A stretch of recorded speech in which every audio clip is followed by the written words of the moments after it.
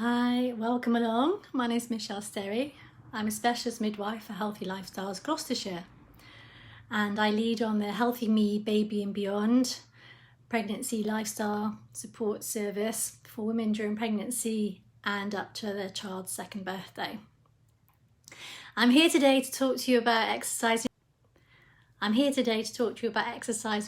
During pregnancy. Good. Thank you for sharing some questions. I'll do my best to answer those questions that yourself and your health coaches have put forward, and hopefully give you some useful information, some advice and some tips so that you can enjoy a healthy pregnancy and birth. After the session, feel free to post any further questions and I'll do my best to answer them for you. Thank you. So I'm just going to give people who've joined me a wave. Thank you for coming. Good to see you, Anna. And let's think about why stay active during pregnancy. Okay, so there is evidence to show that if you remain active during pregnancy, that you will have a healthier pregnancy and you may have a more normal birth. There are benefits physically for staying active during pregnancy, and you will hopefully experience less aches and pains, particularly around the back and pelvic region. Hopefully it will help relieve any problems with constipation, with swelling around the ankles, and also keeping active is very good at lifting your mood and your energy levels. So it can actually help you to relax and sleep better at the end of the day. So when you get pregnant, you want to take care of your body. You don't want to cause any undue stress on your body. You're growing a new baby and you want to take as much care as possible of your bump. And so we would like to give you some guidelines on how to exercise safely for you and your baby. And so generally, if you're already active and you have a certain level of fitness, it's absolutely fine to keep going. The only thing that you have to bear in mind is that you don't want to be overexerting yourself. And when we say overexerting yourself, not exercising to the point where you get very breathless and you can't talk. So the talk test is a really useful guide. You should be able to hold a conversation. If you can't, then you're working too hard. And if you know about measuring your heart rate, some people have little Fitbits and watches, or you might be able to measure your own pulse. Generally, you should not raise your pulse above 140 beats per minute. Okay. So overexertion, the talk test is a really good guide. Also getting overheated can be a problem. If you're hot, your baby's going to be even hotter. So try to avoid overheating, wear loose, comfortable clothing, drink plenty of fluids, make sure that if you're in a room that it's well ventilated, or maybe you'll be outside at the moment. Obviously we have all the restrictions of lockdown. You're going to be restricted to your own space in the home, a garden if you have one, or you have you can go out for daily exercise, observing social distance. So you may be able to take advantage of walking around some parks or walking around the streets, as long as you're not in contact with other people outside of your family in your home. Okay, so if you're already active, keeping active is absolutely fine. Just think about the sort of activity that you do, because some activities do carry an element of risk. For example, if you ride horses, you could fall off. You wouldn't want to be doing contact sports, probably, although at the moment that isn't possible. But moving forwards, anything that carries an element of risk with it for injury, then I would suggest that you would avoid or think very carefully about before doing. If you're going to think about taking up some activity, and that's absolutely fine when you're pregnant, and lots of people do have a look at their health and fitness and think, oh yeah, I want to be as healthy as possible from pregnancy, I would like to be more active than I was previously. Again, that is absolutely fine as long as we do something gentle. Okay, so when I say gentle activity, when we say gentle activity, we're talking about things like exercising in water, like aqua fitness, aquanatal classes, or swimming. I know at the moment that is not possible because of lockdown, but moving forwards, that's something you might be able to take advantage of. Yoga classes, you can do these online now. Okay, so a lot of people are doing Facebook live streaming or Zoom classes, so you could a yoga class, but to do, or some Pilates specifically for, okay, because there are certain things that you would not be advised to do during pregnancy, and that is to lie on your back after 16 weeks of pregnancy, because the bump can sit very heavily on your organs and on your blood supply, and generally it's pretty uncomfortable anyway, so most women don't really like lying on their back, and so nature takes a course there and encourages you to be sat up or lying on your side. Abdominal exercises are not recommended during pregnancy. This is a time when your abdominals are stretching and expanding, so we don't want to be trying to build strength. The one muscle you would work as part of your core would be your pelvic floor. So the pelvic floor muscles are a hammock of muscles that sit deep in the bottom of your pelvis, around your vital organs for weeing and pooing, and your vaginal passage all pass through this pelvic floor hammock of muscles, and it will become a little stretched during pregnancy from the extra weight that you will gain, and from the pressure of the baby as pregnancy advances and baby starts to hopefully engage into the pelvis. And then if you have a natural birth, the pelvic floor will open to allow the baby through. So it's really, really important that we become familiar with the pelvic floor muscles and we learn how to exercise them correctly. Okay. If you have any questions about pelvic floor, you can put them to me separately, or you can discuss them with your own midwife, or we do have a maternity physio who can help with pelvic floor and back and pelvic bone problems if you need some extra help there with those. Okay, but generally pelvic floor exercises, yes, should be practiced daily forever from here on. So see if you can learn a little bit more about the pelvic floor and how you can start working that from now. Okay, excellent. Okay, so there were questions really about how do we stay active during lockdown, because we are limited as to what we can do and where we can go right now. So we're going to have to think really a little bit outside the box and a little bit more around the home and what is available to us in the home environment. And I think we're already starting to get into that role now. We're starting to think about things we can do online, tapping into online classes. We can involve the children. Joe Wicks is live streaming PE every morning. That's really fun. If you haven't got access to those facilities for live streaming, you can put music on, you can do some dance, you can walk around the living room or walk around the garden if you have one briskly.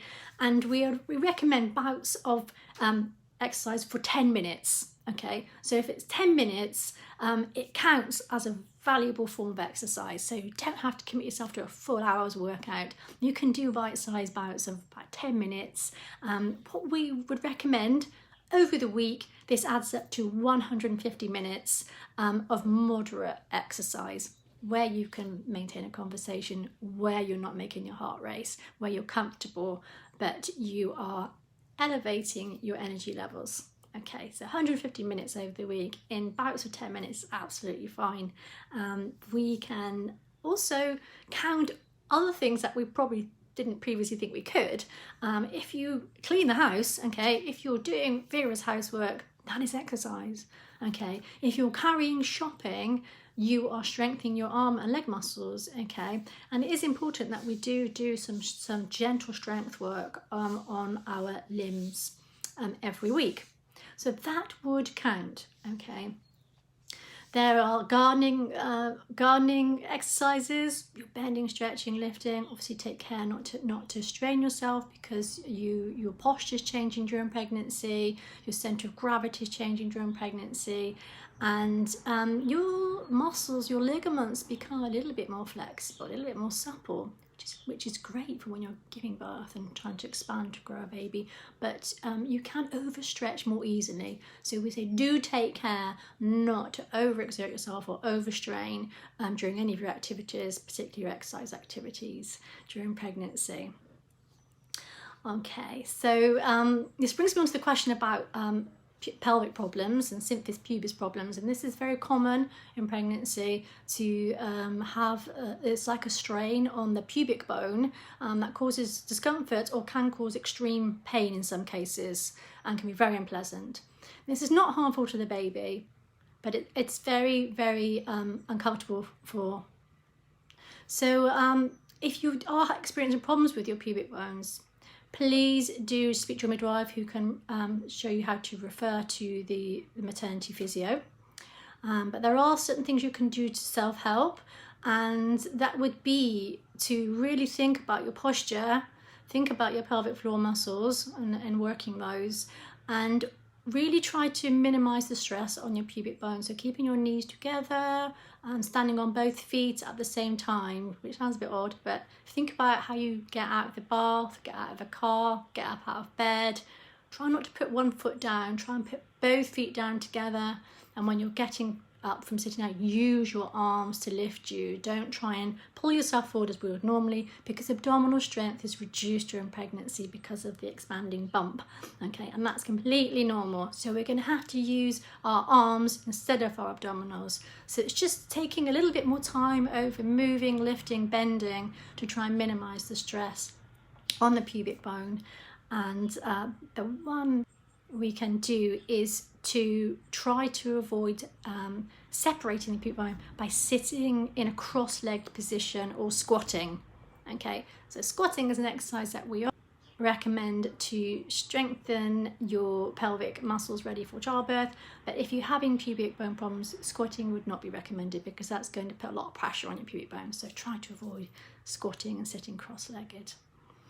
Okay, so let's think about physical activity and how it's going to really help us to have a healthy pregnancy. Okay, and we know there is evidence to suggest that being active can help to maintain your weight at a recommended level and avoid excess weight gain. Okay, so excess weight gain can lead to a more complicated pregnancy and birth. So if you're more active, you're less likely to gain extra weight during pregnancy, which can be linked to getting high blood pressure, and it can also be linked to a problem known as pregnancy diabetes or gestational diabetes. Okay, so if you're eating well and metabolizing your food efficiently, then you're going to be less prone to getting pregnancy diabetes, which you would need help from the maternity doctors to manage, and we would need to monitor baby more closely. So it's really, really good if we can not overgain weight during pregnancy, and help to control that with exercise and healthy eating. Healthy eating, as we discussed last week, so please do check out that video if you've not already seen it. Great. Okay, so let's think about relaxation. Pregnancy can be quite an anxious time. It's a happy time, but also there's lots of changes, lots of new things to think about, lots of decisions to be made, and that can cause some anxiety. And also, given the current circumstances with the national epidemic and lockdown rules in place, this can also be creating a lot more stress with the restrictions and the worry about the infection, particularly whilst you're pregnant and wanting to be safe. So these cause us to worry more, okay, and can affect anxiety levels and the ability to relax and to sleep. Okay, so exercise in itself is a great mood regulator, and you will produce some hormones that will help you to relax during exercise, and some chemicals that make you feel a bit more happy. Okay, so bouts of exercise are really useful for that. And also, sorry, we keep losing connection here. I think broadband's problematic. So trying to find some techniques to help to relax that work for you is key, because what works for one doesn't always work for another person. So it's what suits you. So it could be that you like to use relaxation techniques, more formal relaxation techniques, such as guided meditation and breathing techniques, which you can do by yourself, or there are some really great apps out there that can take you through them, such as Headspace or Calm. They're really nice. We have posted a mindfulness piece on our Healthy Lifestyles Gloucestershire Facebook page if you'd like to play that and see how you feel about it, if that works for you. Listening to music might help. Pop your headphones in and listen to some music.